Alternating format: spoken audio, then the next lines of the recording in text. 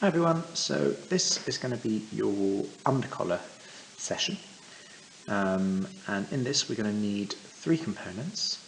The first is your undercollar pattern. Now this is drafted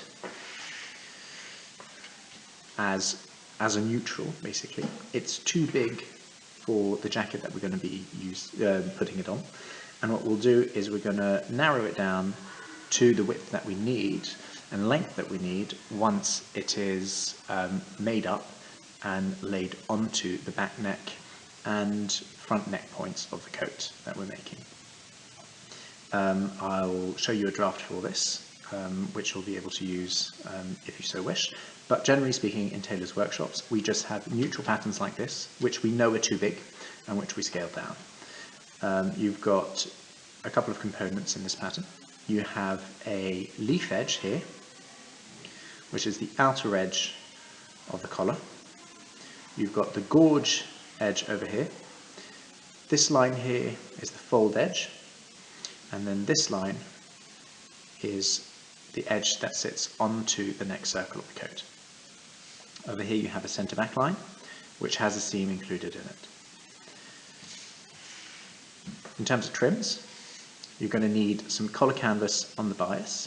This collar canvas is made up of a starched linen, and it's used on the bias because a lot of ironwork is going to go into the making of this collar in order to prevent us from having to draft much. So this is one of the weird particularities of bespoke tailoring, which is that everything's drafted, save for collar patterns. They're laid on, moulded with the iron, and draped. The last trim is Melton. Melton is traditionally made of wool, comes from the town of Melton Mowbray, and was used in hunting jackets or pink jackets. It is a thick cloth which is woven and fulled, which gives it its thickness, but also the particularity that it does not fray, despite being a woven. And so what this allows you to do is to have a raw edge on each side of this collar, without it coming apart. This is very useful in terms of ensuring there is no build-up of bulk on the back neck and on the edges, on the leaf edge and gorge of the collar. So your first step here will be to take your on-the-collar pattern, take your Melton. I've already done this, but you need to wet this ever so lightly and shrink it. This Melton is on the bias, so if I draw the grain is going in that direction. Okay. The portion of the collar that's on the bias is this long section over here. You don't place the collar like that if you were to be cutting it out straight. This isn't on the straight, this section here is on the bias. So what I do, if you like, is I'll trace my grain onto this collar, so at a 45-degree angle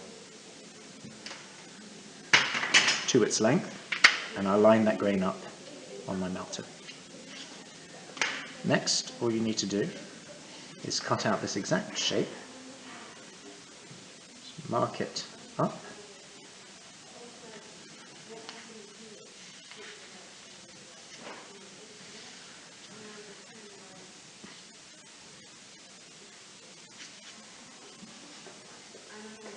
and then mark up that fold edge.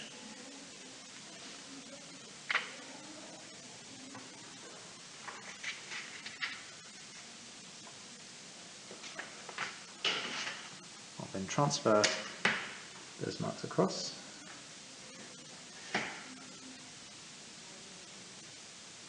Like so, and chop that out.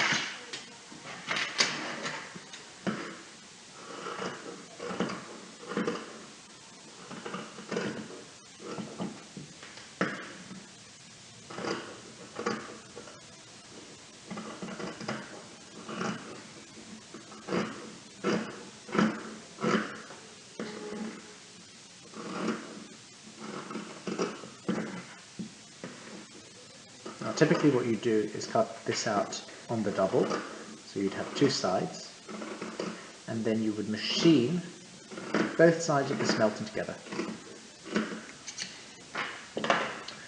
So you'd have one side here, the other side over it, and you take this to the machine and sew a seam or 3/8 of an inch back from that centre back line there. In this case we're only making a half coat, so we grab our length of collar canvas, also cut on the bias, and we lay this on over the top.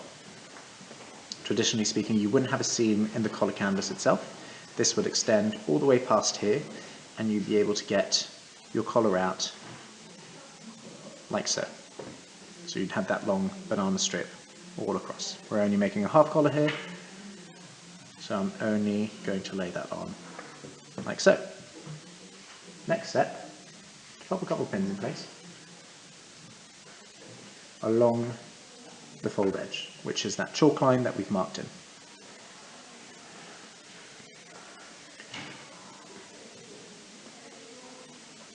Just to reiterate, Melton cut on the bias along its length, and collar canvas in a strip cut on the bias.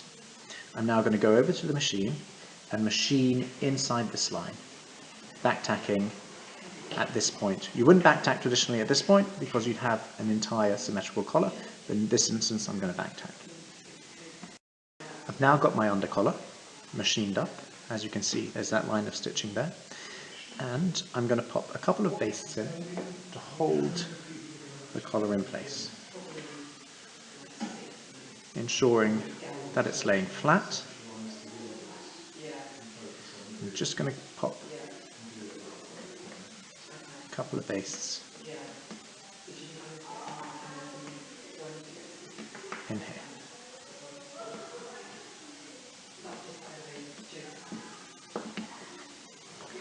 And now I'm going to trim this collar to the same size as the Melton.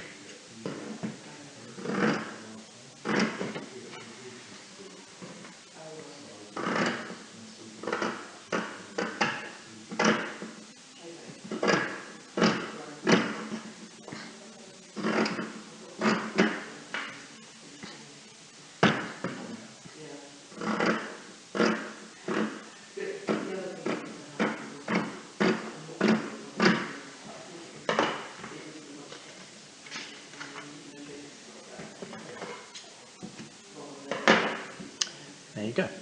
Next step, I'm going to put some marks in place so that I know where I'm going to be pad stitching. I'm going to mark a ½ inch all around the leaf edge, a ½ inch all the way around the bottom of the collar, an inch around the gorge, and I'm going to pad stitch within these marks. Now as we're padding, we're going to be including a bit of shape. We want this collar to be rolling back like so, to be rolling this way. And so as we're padding, we're going to hold the collar in our hands with that roll and lose a little bit of length on the canvas and gain a little bit of length on the Melton. Again, on this side, on the stand of the collar, we're going to do the same thing. We're going to roll it either side of this fold line to make sure that the whole thing looks like a bit of a sausage, like that. So, I'm going to start padding this. So the way I pad this, I fold it back and I start just inside of this fold line. I'm going to pop my needle in and out, and I'm just going to grab a hair of Melton. I don't want my needle to shine through, so I'm not doing this where my needle is shining through. I'm doing this. So using the fold, I can come through the thickness of the Melton without actually going all the way through it, and it will create a little dimple without showing any thread on the other side. I don't put a knot in. I back tack once, twice, and then I pad stitch along this line. pad stitches about 5/8 of an inch apart. And as you can see, I'm making sure that I'm curling the collar as I'm padding it.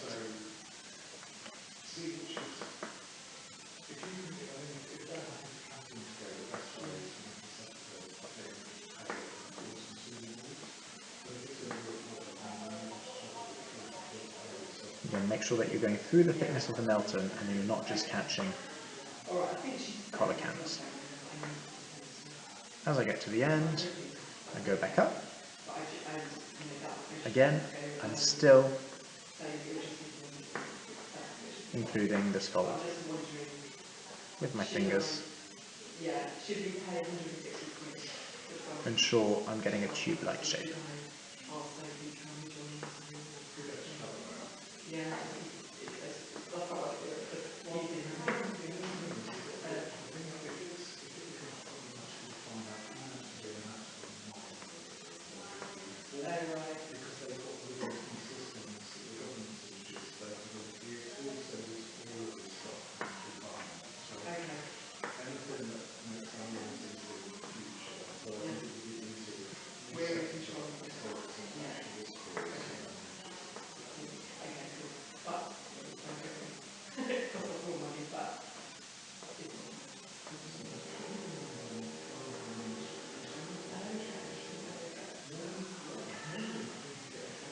I get to the end, I back tack, and that's my first section of pad stitching done. As you can see through the padding, I've already started adopting that curve.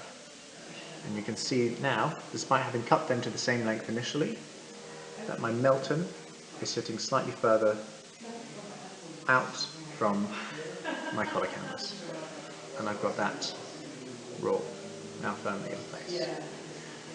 So I've done my first rows, like so, and then I'm going to go and do the second rows along the other side of my collar.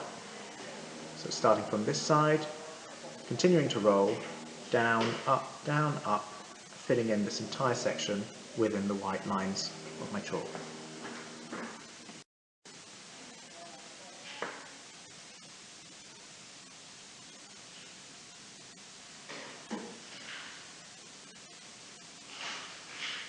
So I'll do the first row just to show you what it looks like, and then I'll fast forward to the finished product.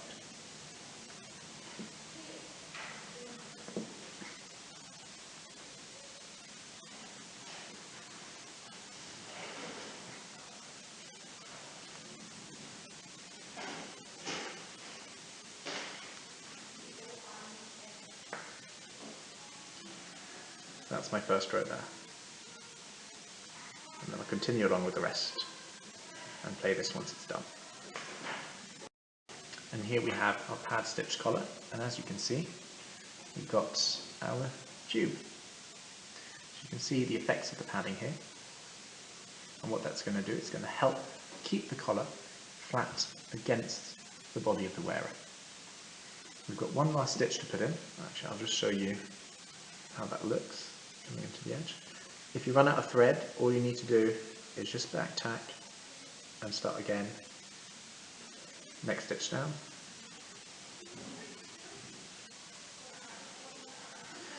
Last stitch is a stitch on our fold line, and we're going to back stitch this in and pull it as we're going along to create a shortness in that area, and also to use our thread to hold that section in and prevent it from stretching.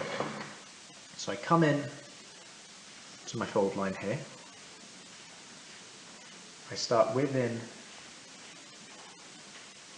those chalk marks, back tacking, and then curling it on my finger like so. I come in, you can see my line there.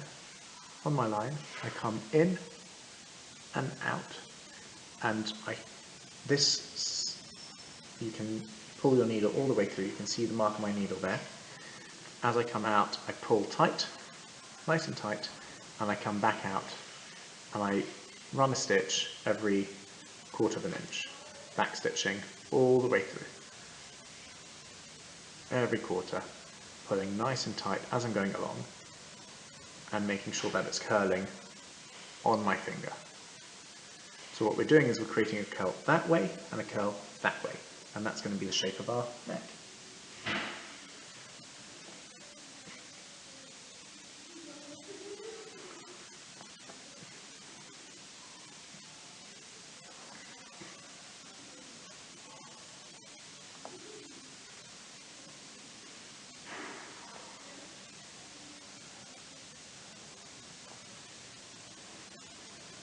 As you can see, I'm pulling nice and tight as I'm going along, and I really am curling this to create that shortness.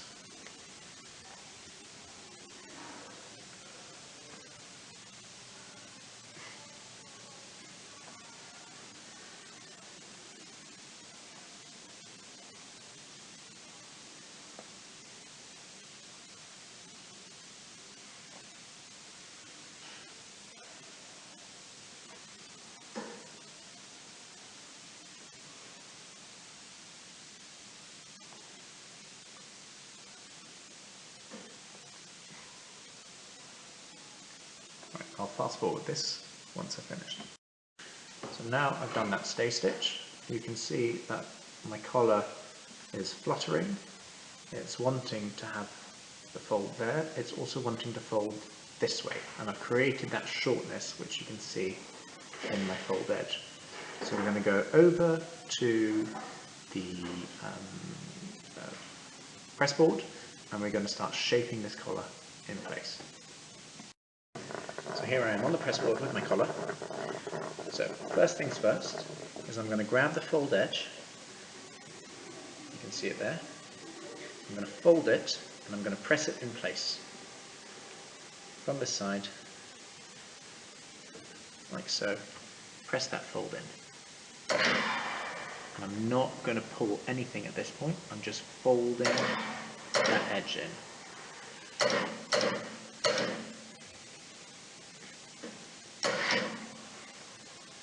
Bit of steam and drying it nicely out. Now, when collar canvas is wet, it's very, very malleable, so you need to make sure that you're not shifting it until it's bone dry.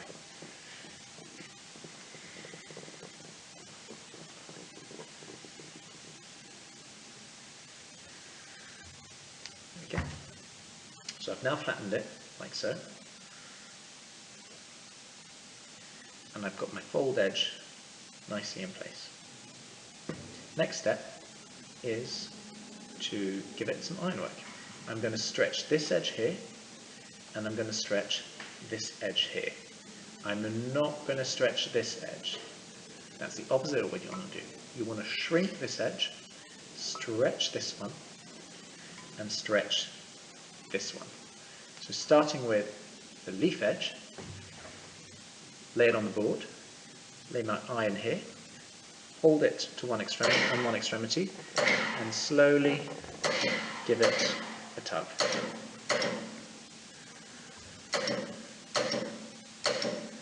Like so. And you can see it's starting to shape. Then, grab my collar stand edge and give that a stretch going round. Remembering I'm not stretching my fold edge.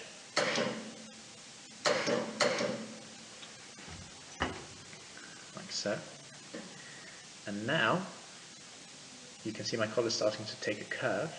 I'm going to lay it on the board and I'm going to start shrinking in my fold edge. So I'm going to push it in. I'm going to push it in like so, and I'm going to shrink in all that cloth.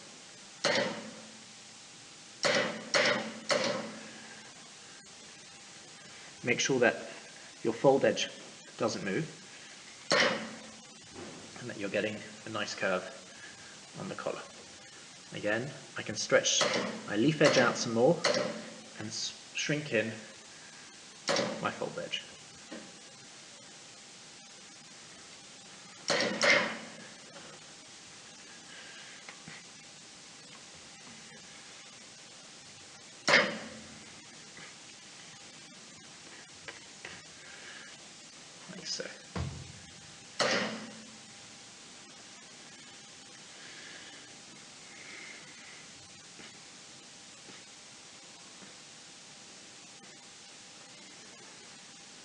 everything out nicely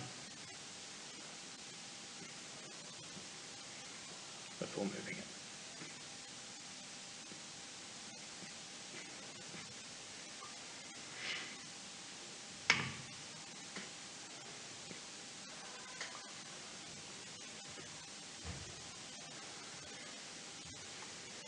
Okay. And what we'll have is something that looks like this.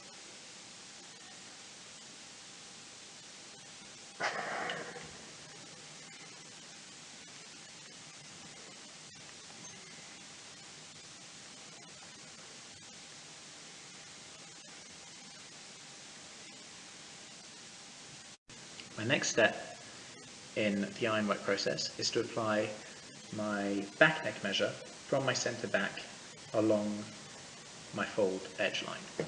So it's 3.5 in this instance. I'm going to apply 3.5 inches from my centre back all the way here and put a little chalk mark in. So the distance from there to there, not from there to there, from here to there is 3.5 inches. Once I get to this section here, I'm going to straighten all of this out. So I'm going to pull this back out and give this a nice straight edge and eliminate this curve. So I apply my iron past my chalk mark, pull this section straight, stretch it out, and then shrink in all the excess that you can see there.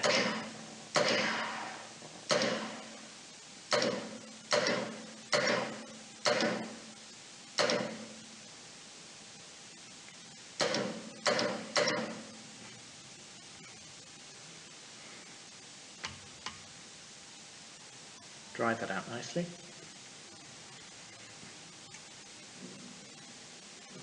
Make sure it's nice and straight.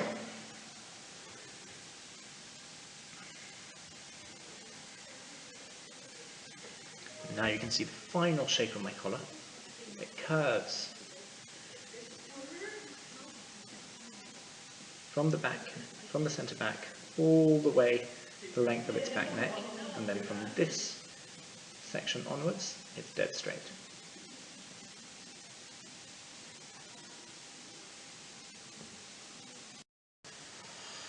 Now that we've got a collar, again, curved all the way the length of our back neck and then leading on straight, we're going to add one last stitch in. We're going to pad stitch the edge in place. So I'm going to come like so. I'm going to come in by a small 1/4 inch from my fold edge, come back out a small 1/4 inch from my fold edge, like so, and come forwards about 1/2 inch. Same thing, in a 1/4 inch and out a 1/4 inch from my fold edge.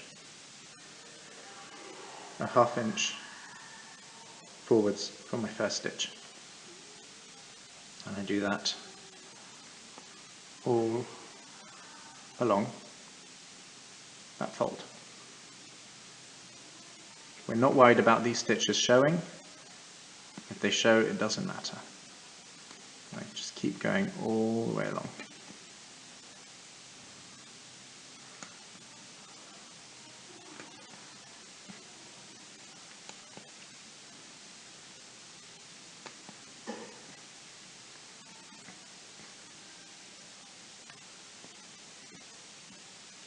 This maintains the fold firmly in place, stops it from shifting.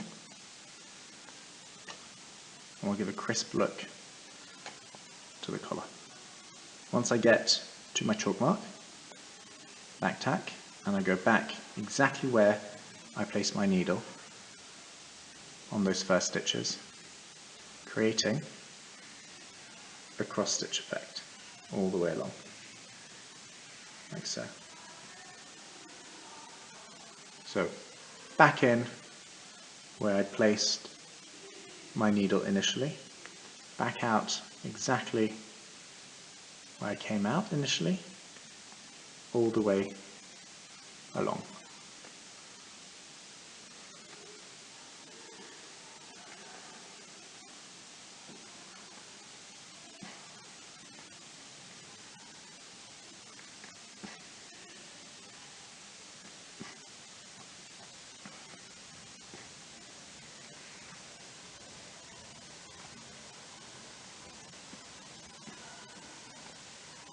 Once I get to the end, I backtack.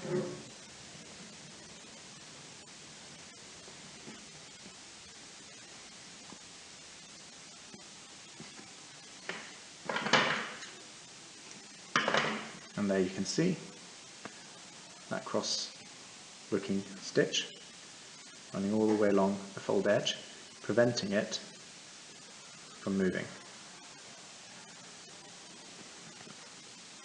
Last step is the trimming stage. I'm going to grab a chalk, grab a tape measure,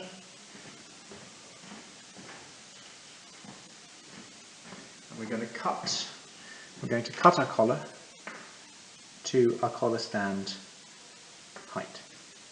So our collar stand typically is 1.25 inches, so I lay 1.25 inches in from my fold edge and mark it all the way along my collar, like so. It gets to a point here where the collar is shortening in, so we just allow it to veer off.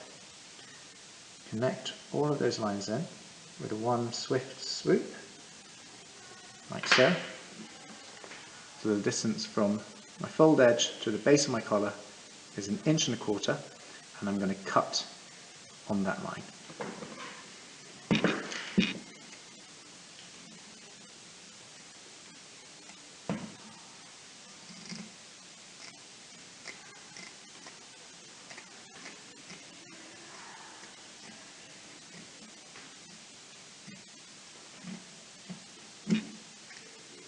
Like so.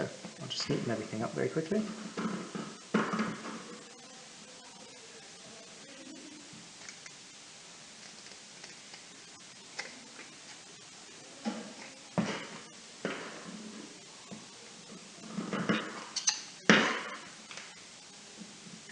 Neaten up this line.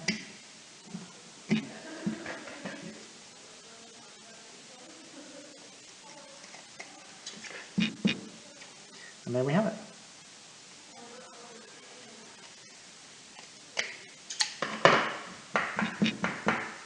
Our completed collar, pressed and stitched firmly in place.